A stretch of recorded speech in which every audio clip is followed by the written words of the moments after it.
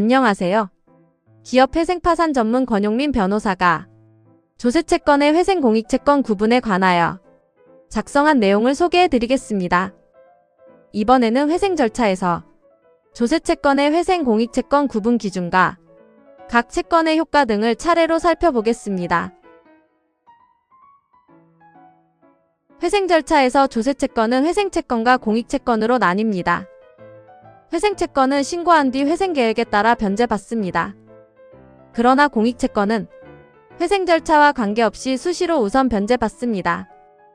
따라서 정확한 분류가 중요합니다. 구분의 핵심은 세금이 부과된 때가 아니라 납세 의무가 성립한 때입니다. 이는 법률이 정한 과세 요건이 충족되어 조세 채무가 발생하는 시점을 말합니다. 이 시점과 회생 절차 개시일을 비교합니다. 대법원은 과세 요건이 충족되면 부가처분이나 납세자의 신고가 없어도 조세 채무가 당연히 성립한다고 보았습니다. 따라서 개시 결정 후 세금이 부과되었더라도 납세 의무가 개시 전에 성립했다면 원칙적으로 회생채권입니다. 국세의 납세 의무 성립 시기는 세목마다 다릅니다.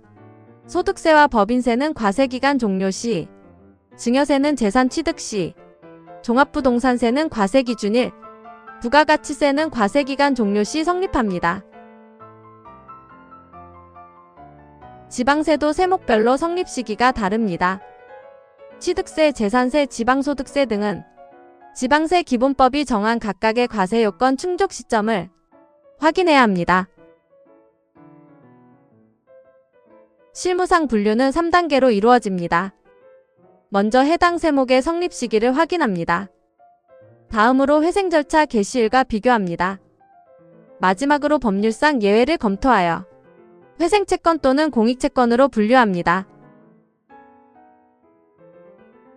개시 전에 납세 의무가 성립한 조세는 원칙적으로 회생채권입니다. 개시 결정 후 부가처분이 내려졌더라도 성립 시기가 개시 전이라면 회생채권으로 취급합니다. 다만 법률이 정한 공익채권 예외는 별도입니다. 회생채권인 조세채권은 반드시 신고해야 합니다. 개별 권리행사와 강제징수는 제한되고 회생계획에 의해서만 변제받습니다. 특히 회생계획으로 감면 등 권리의 영향을 주려면 징수권자의 동의가 필요합니다. 그리고 미신고 시 조세채권도 실권될 수 있습니다. 반면 공익채권인 조세채권은 회생계획에 포함되지 않습니다. 회생 절차에 의하지 않고 수시로 변제받을 수 있으며 회생채권과 회생담보권보다 우선합니다. 다만 개시 전에 성립한 조세라도 정책상 공익채권이 되는 경우가 있습니다. 원천징수조세, 부가가치세와 일부 간접세, 본세에 따른 교육세, 농어촌 특별세, 특별징수 지방세 등이 해당합니다. 다만 이러한 조세가 공익채권이 되려면 회생 절차 개시 당시 납부기한이 아직 도래하지 않아야 합니다.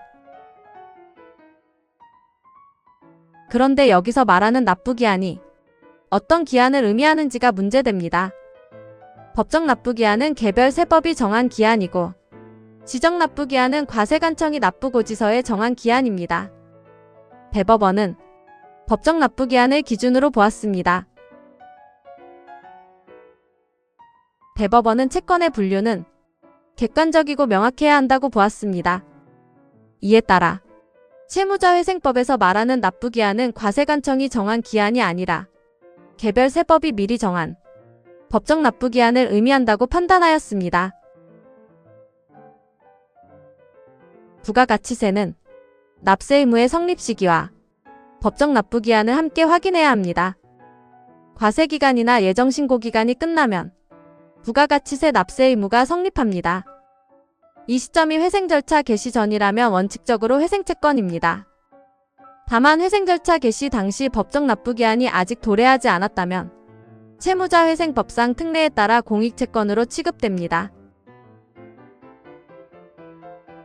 예를 들어 예정신고기간이 3월 31일 끝나고 법정 납부기한이 4월 25일인 경우 개시 결정이 4월 10일에 있었다면 납부기한 전이므로 공익채권입니다. 그러나 4월 30일에 개시되었다면 납부기한이 지났으므로 회생채권입니다. 하지만 4대 보험료에는 위 납부기한 예외가 적용되지 않습니다. 법이 원천징수하는 조세만 규정했을 뿐 4대 보험료까지 포함하지 않았기 때문입니다. 따라서 개시 전 성립분은 회생채권, 개시 후 성립분은 공익채권입니다. 정리하면 먼저 납세 의무 성립 시기를 확인하고 회생 절차 개시일과 비교해야 합니다. 그 다음 공익채권 예외와 법정 납부기한을 검토합니다. 지금까지 기업회생파산 전문 권용민 변호사가 작성한 조세채권의 회생 공익채권 구분에 관한 내용을 소개해드렸습니다. 좋은 하루 보내세요.